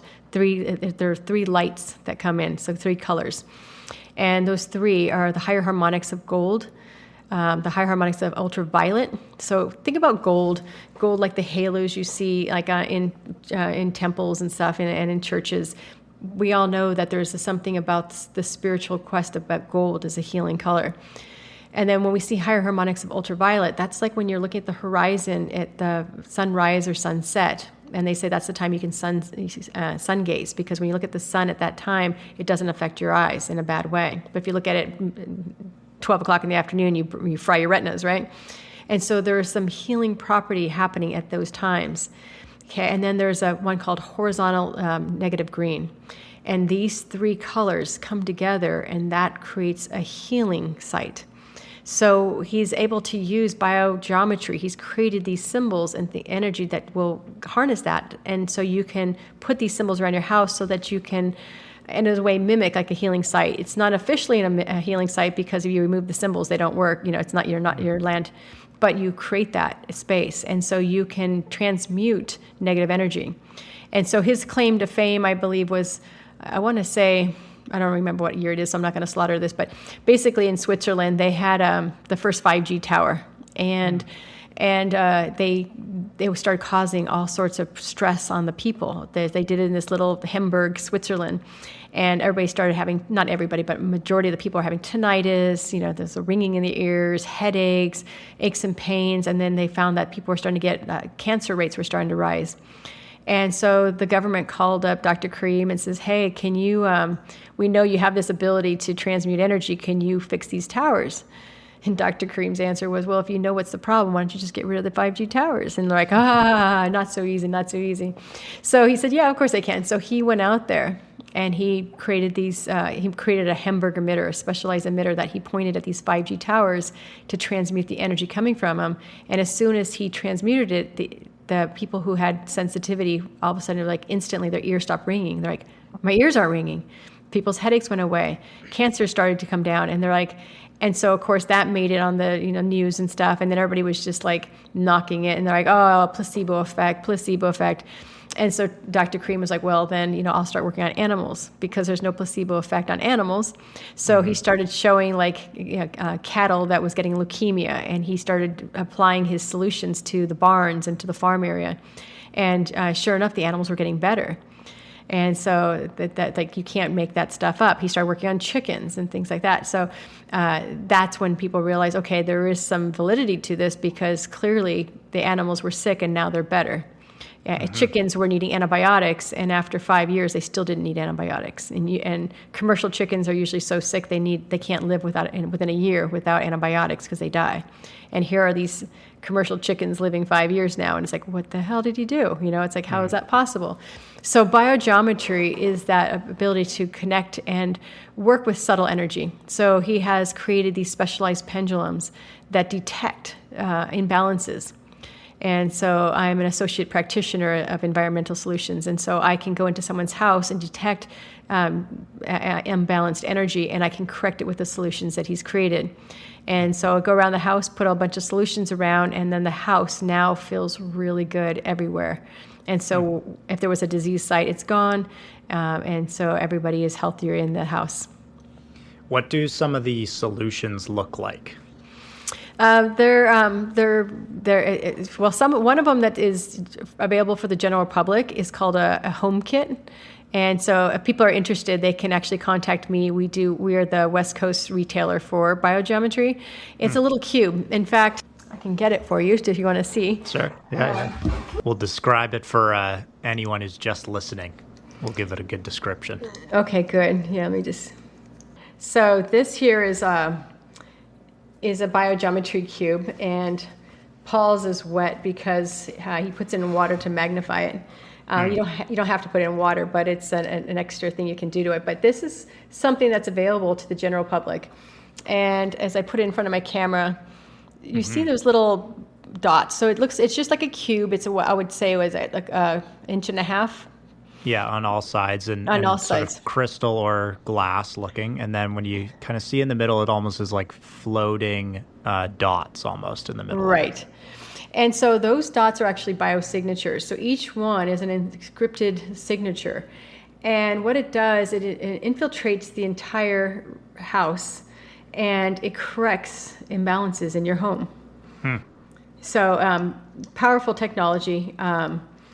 And it's super simple to use because all you have to do is put it on a white sheet of paper in your home, and then once a day, just only once a day, you put it on a clearing tray. And a clearing tray just gets rid of any impregnation it got from the environment. So my next question with this is a lot of this stuff measurable? Like, is there... Yes. And so Dr. Cream has created the tools to measure it, and you can detect at what level it is helping your space. And so, yes, it's everything with biogeometry is measurable. So oftentimes students, I hear them, like the early students that just took the foundation training, go, how do I know it's working? You have to test. Is this a solution where you just test? That's how you know, because we can test, and that's the only way you know. I love it because, when you first do it, you're, foundation training, you're kind of learning it by yourself. But when you get into the higher levels, you have to actually show that you can harmonize the space. And when you're practicing with a team of people in your class. And that was my most fascinating time to really see it working, because everybody's getting the same answers. Everybody's got a pendulum, and everybody's getting the same answer. So it's not just, some are able to do it, some are not. Everybody can do it. Any human on the planet can do it. So once you know how to hold a pendulum, the sky's the limit. So if we find something out of balance, all of us can find something out of balance with it. And so we will put these solutions. So some of them are more advanced things where we have like discs and things, and I can't really describe those until you do the courses. But they're basically like they look like this, or clear discs, and you can put them on the walls or on the door frames and stuff, and you can just dial them. And as you do it, everybody's with their pendulum pointing to an area that's out of balance, which means it's going counterclockwise. And as soon as it hits a certain spot, everybody's pendulum at the same time will correct and start to spin at the exact same time. And you're like, wow, and it's like, how is that magic happening, Yeah, it corroborates what you're trying to accomplish when you have multiple sources all switching at the same time. Yeah, so it's powerful, and so you go around and you make these corrections, and then that's why when people come here, they feel so good. It's like, wow, I just want to stay here. It feels so good. It's because I have done corrections on the entire 14 acres of property. Yeah, wow. I think that for sure was my first exposure to it was there. And I think a few of you guys had colds or something like that. And so you had some symbols on your arm, I think. And I kind of asked, I was like, what's with the tattoo on the arm? But you explained, it was just a marker. But I personally had never heard anything about it before. So that was my first exposure.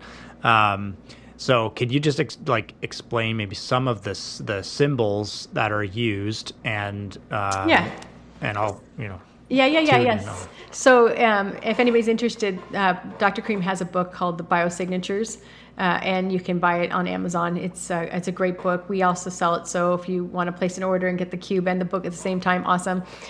In there, it shows the signatures, these biosignatures. So the way I like to explain the biosignatures is that we're energetic beings, and energy travels through all of our organs in a certain way, and there's an optimal pathway for these organs. But when we're exposed to like 5G and radiation and microwave ovens and food chemicals and dyes and all these stuff that we're exposed to, it can disrupt our energetic field. And so the energy that gets confused on how it should be going through the heart or through the lungs or through the stomach or whatever part of the body. And so it takes on a suboptimal pathway. And so a suboptimal pathway isn't ideal, so over time it can lead to an illness or disease. So these signatures are Dr. Karim has figured out, and he's traced this energy through the lungs and through the heart. There's multiple energy pathways that are optimal for these organs. And he's traced them, and then when you put those either directly on your skin, it reminds the body of that pathway. And as soon as it connects to it, it goes, oh, of course, and it switches back to the optimal pathway. And so by putting them directly on your skin, or I make these paper emitters where I put the photo of a person in there with the signatures they need, and it just sends all that information at once to that person. And so immediately it starts to facilitate a healing that way as well. And if you put those signatures on your skin, like I said, for an illness or something, it can remind your body how to stay healthy when everybody's getting sick. And it's life-changing. It's really amazing. Mm-hmm. Like, my kids have not been around without biogeometry in their lives. So I have a video of Zoe when she was like a year old, just learning to talk, a year and a half. And she would be teething, and she would point to her top of her hand, because you measure from the top of the hand. She was, biogeometry. And I'm like, what? And she knew how to say that word. And she insisted on, when she had teething pain, to use the teeth signatures instead of any medicine. She didn't even want homeopathic. She wanted biogeometry.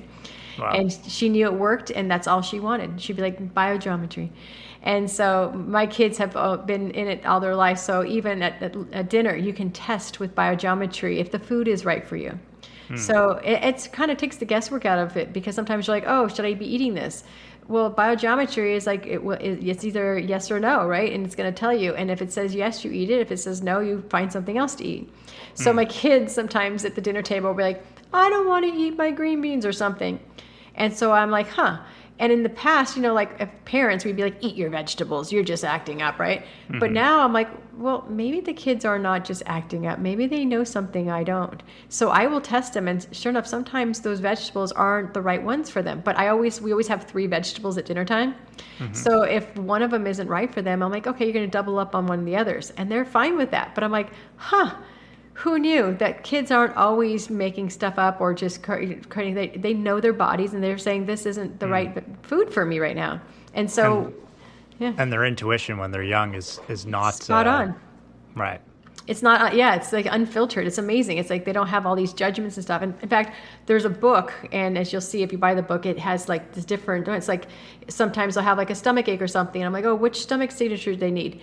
And my kids will be like, that one, and they point to one. And I'm like, I got to test, right? And I'll go and test. And the one they said was the one is always the one. I'm like, wow. Like, it was so amazing. Like, kids just can look and know which one makes them feel better. Yeah, I remember I had just reached out to you at one point because we were all having this stomach bug.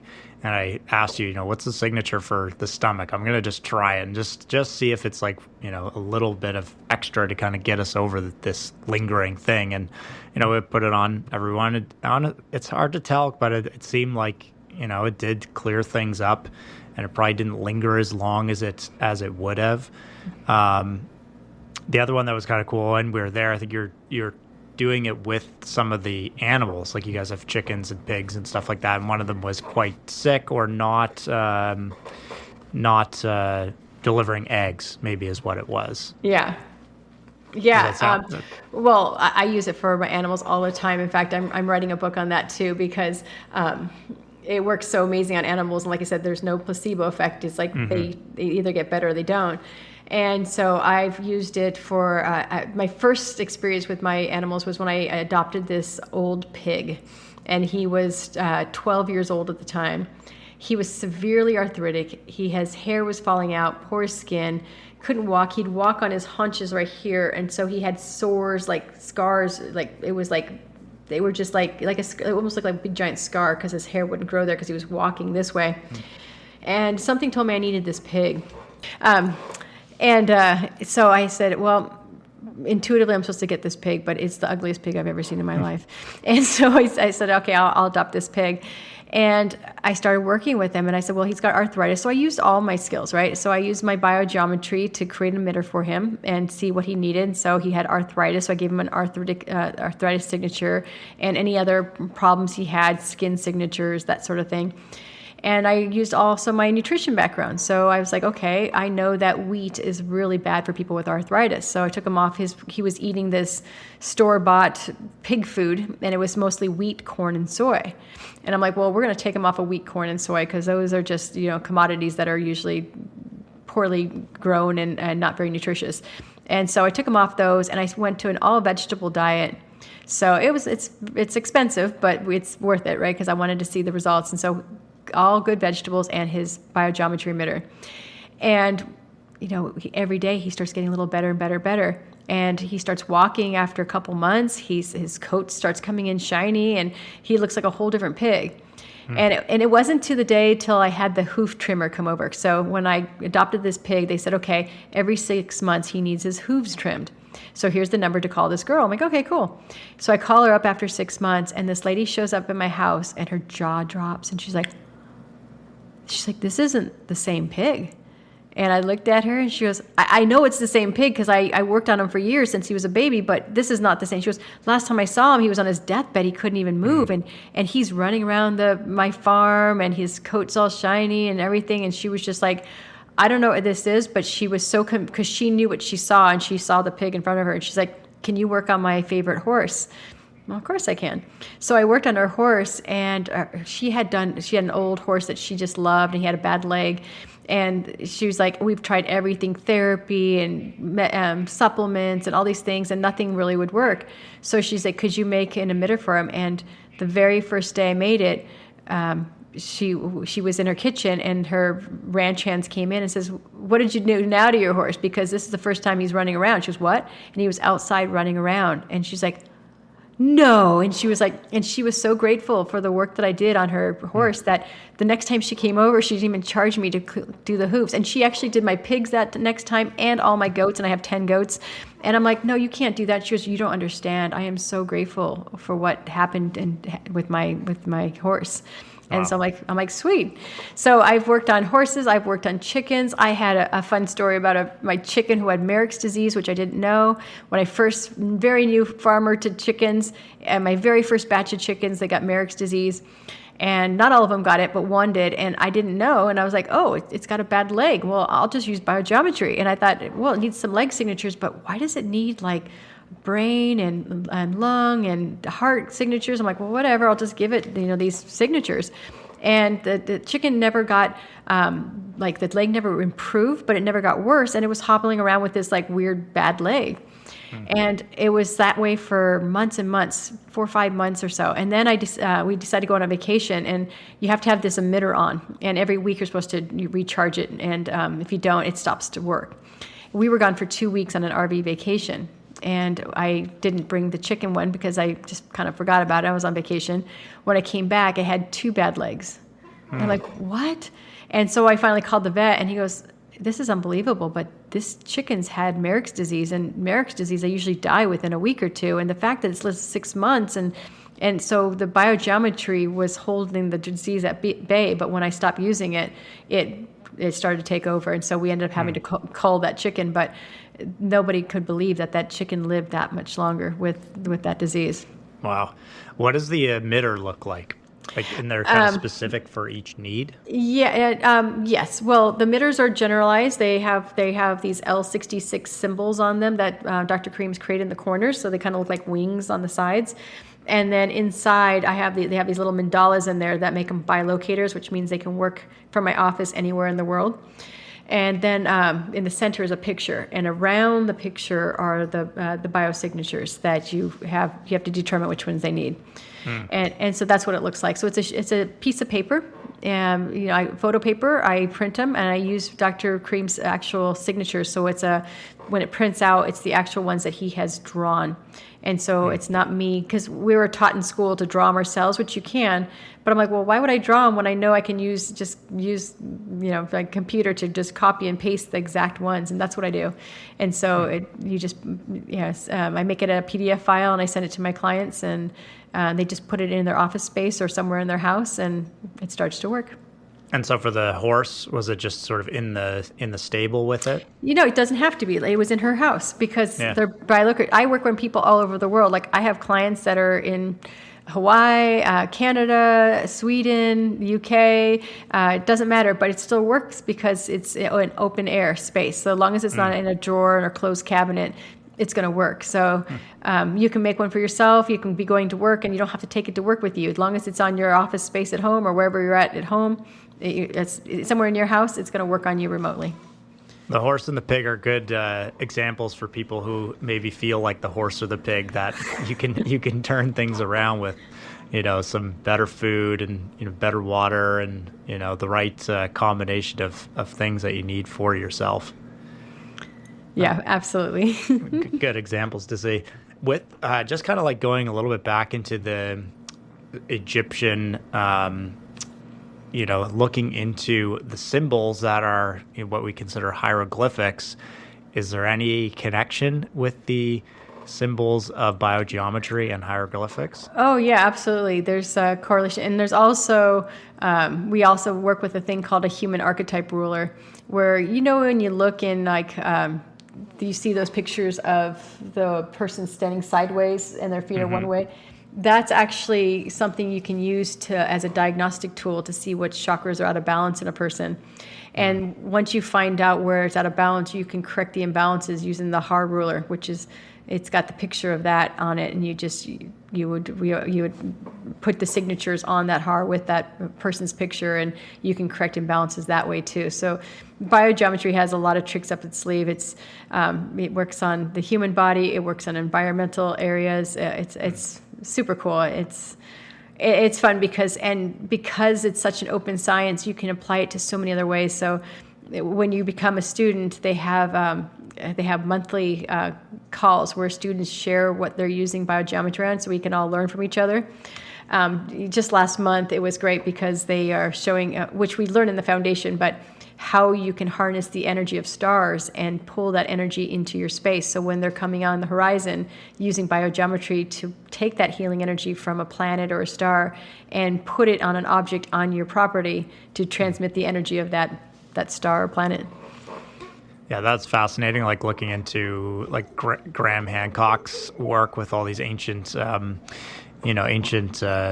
buildings and things like that, where they line up with the stars, and that sounds like there's a correlation there with why they would line them up with certain stars and to pull and draw energy in. And this newer theory that the pyramids are healing centers, and then even with the new sort of scans below the pyramids, I would be curious if those new spiral columns are supportive of the work that's been done around them. Most likely, yeah. Everything they did was super tapped in. Yeah, I was just looking at this microphone that's here in Paul's office, and it has an L90 sticker on it, so which helps balance the energy off of electronics.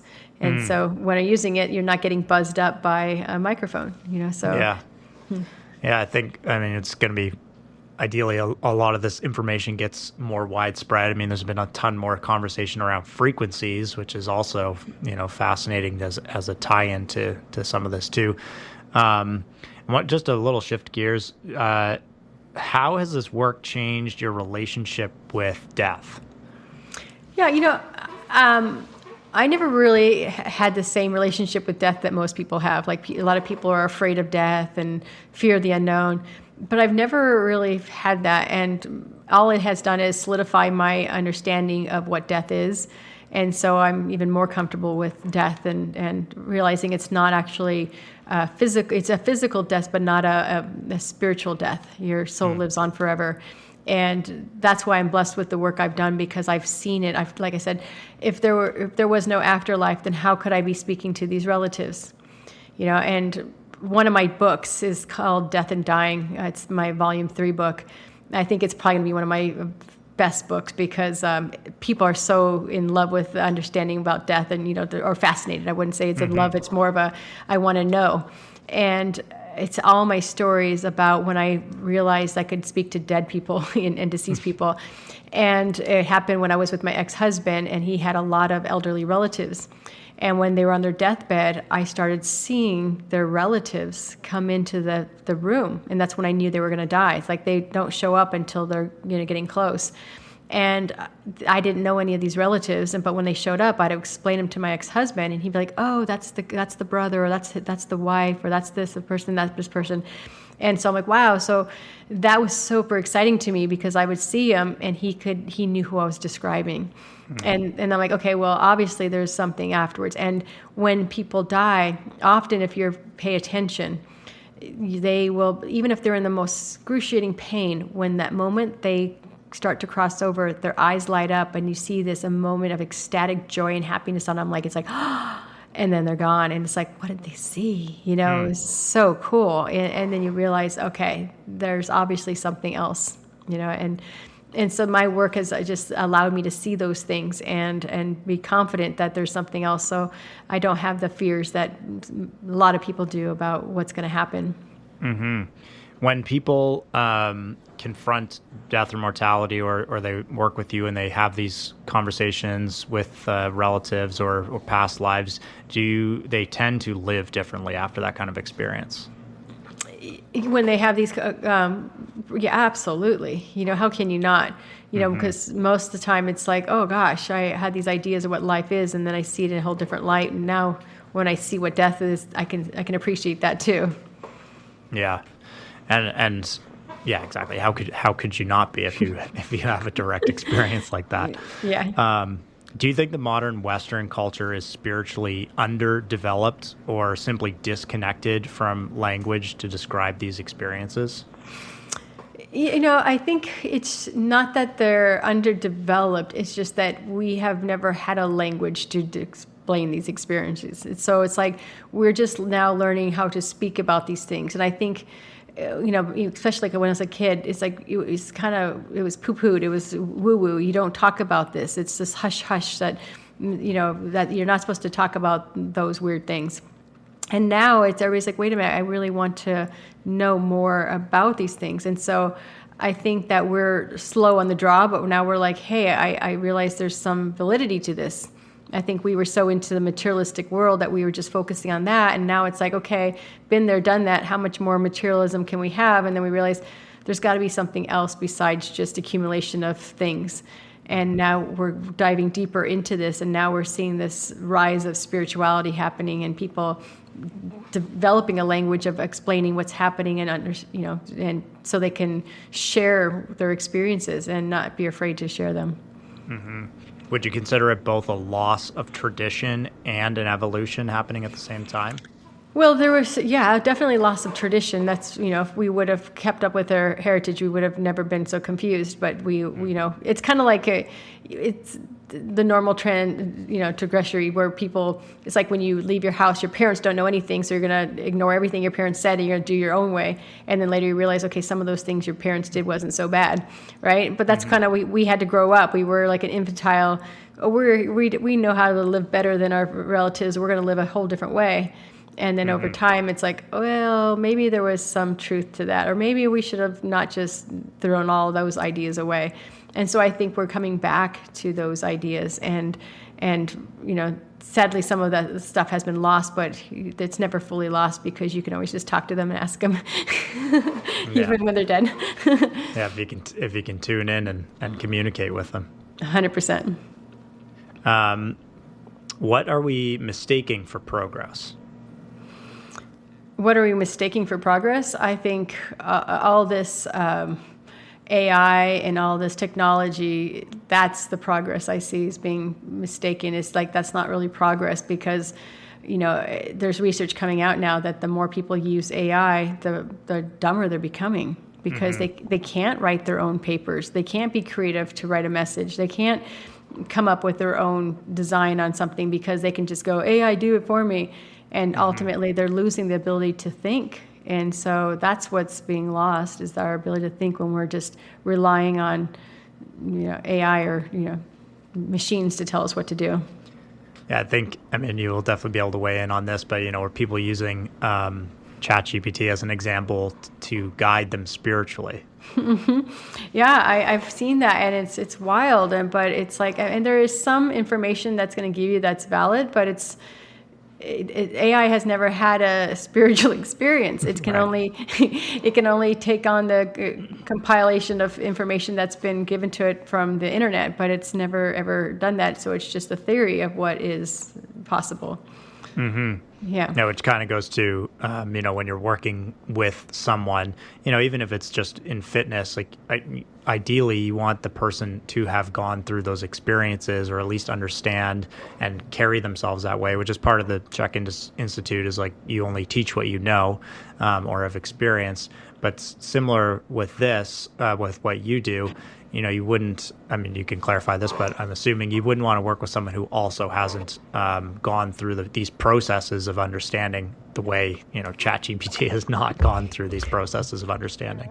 Right. Yeah. And so obviously there's a time and a place for ChatGPT, and, simple questions, great, but ultimately you have to be willing and brave enough to experience it for yourself.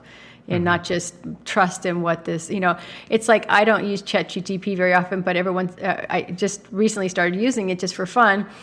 And one of the things I used it for was I was getting this, I was making this kidney cleanse. And it's kind of a funny story because it took 10 different organic herbs. And I was trying to figure out the cost because I made like 7 bottles of this stuff. And I was like, how much would the cost per each bottle be? So I just used ChatGPT. I said, these are my 10 herbs, and this is the cost of the herbs. How much would it be if I had 7 bottles?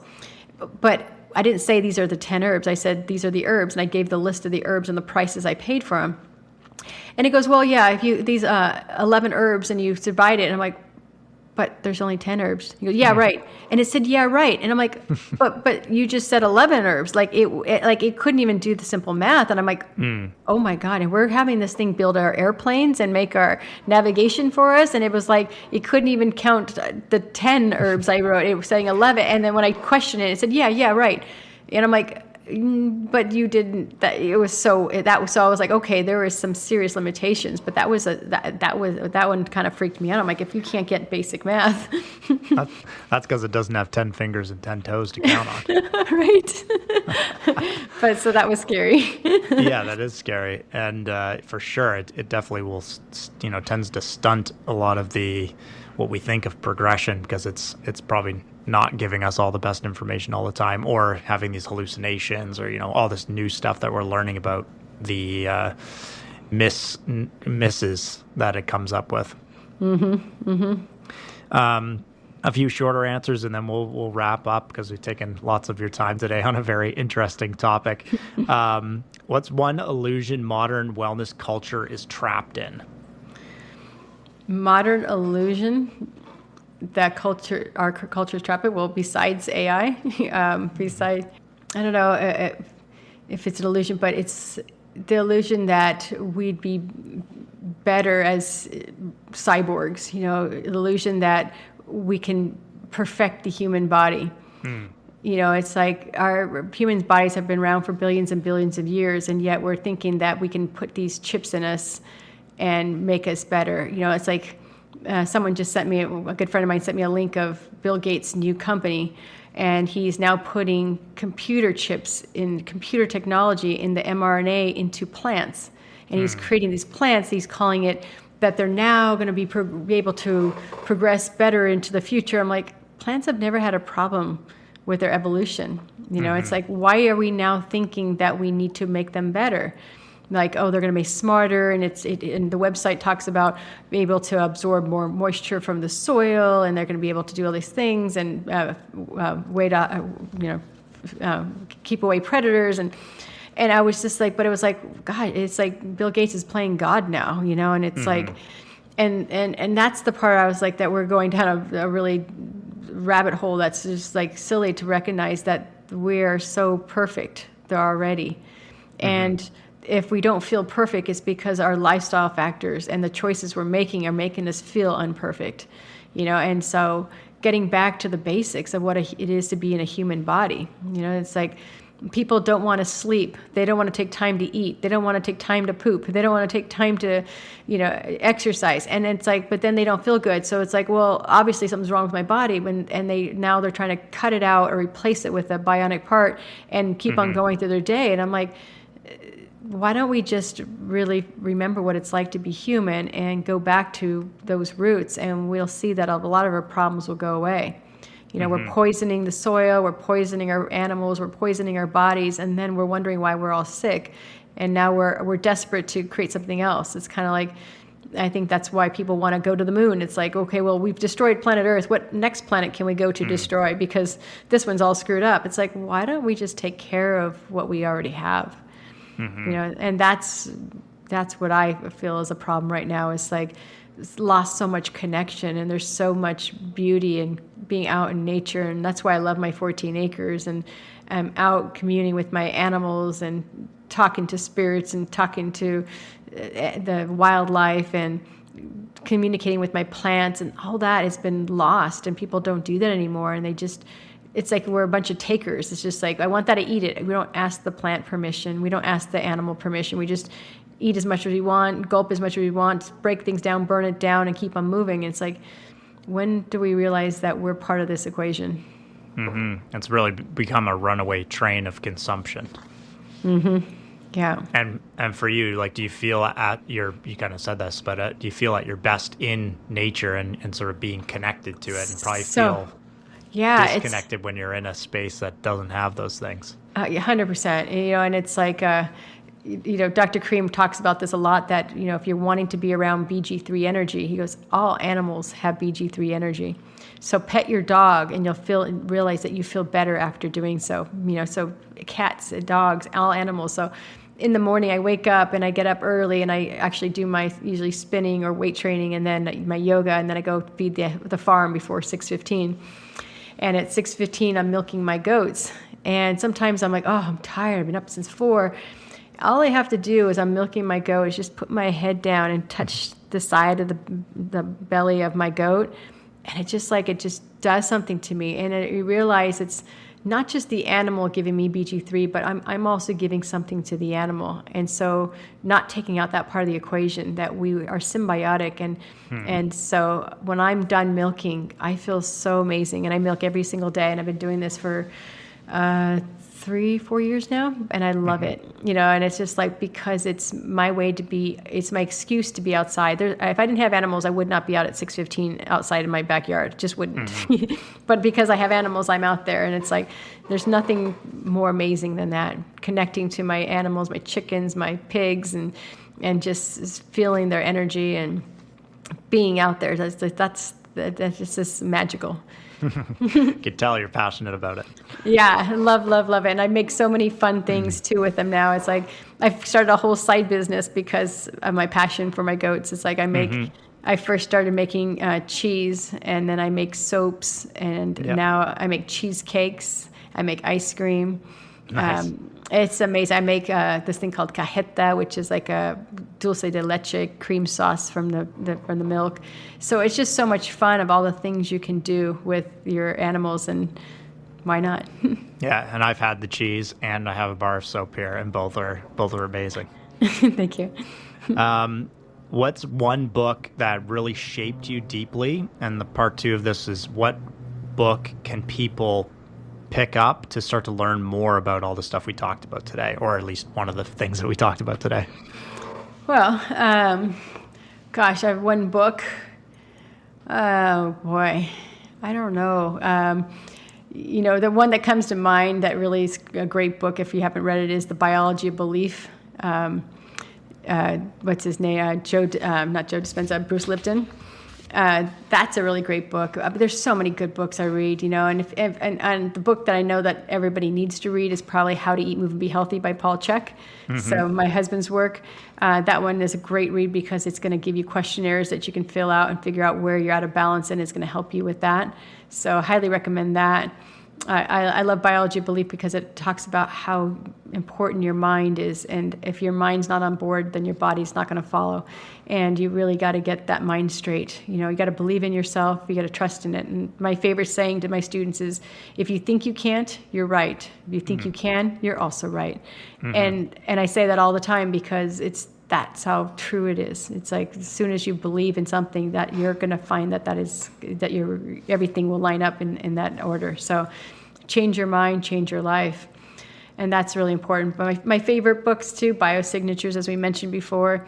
Of course, my books that are coming out are my favorite because they're, and I really have to finish them because people keep on asking. I'm like, okay, I know, but it's been so long. I'm like, I just want to get a little better. But there's been an inner urge in me now to pick them up again and to at least finalize the first one so that we can get some momentum and I can start sharing those stories. I think those are great suggestions. The how to eat, move, and be healthy is what we kind of talked about, like the antenna, working on your posture and your what your body is made out of. And then the belief is a great way to start to set the mind in the right direction. I think those are great suggestions. Thank you. Last question for you today. Where can people connect with you, potentially work with you? What would be the best way to get in contact with you? Yeah, so my email, it does get bombarded. I'm going to share a different email today because the other ones have been really bombarded. But Angie at the CHEK Institute, so Angie at CHEK Institute.com. That one would be it's a little cleaner email that you should be able to get a hold of me. And I always tell people if you don't hear back from me in a week or two, email me again. Usually by the second one it gets through. That's a great way. I'm also on Instagram and on Facebook. So Instagram, my name is Anginator1. It's kind of a funny one, but when I first started out as a trainer, everybody used to say I was like the Anginator, which is like the Terminator. Terminator. Yeah, so I was like, it's stuck. So Anginator1, you can find me there. You can send me a message there. Messenger, so WhatsApp, those areas you can find me on as well. But yeah, I get a lot of social media, but I will catch up to them. So eventually, that would be a great place to find me. Perfect. And we'll put that all in the show notes so people can just scroll down to find any of those links or emails. And so thank you so much for spending the time with me today and sharing a lot of your knowledge and information. Thanks for having me, Joe. Okay. Have a great day. You too. All right, that's a wrap on today's episode with Angie. If you took something from this, I'd imagine you did. Take a second to share this with someone who's open to thinking a little differently about health and healing. And if you're enjoying the podcast, a quick 5-star review goes a long way. If you're on Spotify, just head to the show page, tap the 3 dots, and hit Rate Show. And if you're on Apple Podcasts, scroll down, tap the stars, and you can leave a written review as well. It helps more than you think. I also want to thank our podcast sponsors, Whoop, Bioptimizers, Cala Red Light, ATP Labs, and Trainerize for supporting the show. Everything we talk about, plus ways to connect with Angie, will be in the show notes. Appreciate you listening, and I'll catch you on the next episode.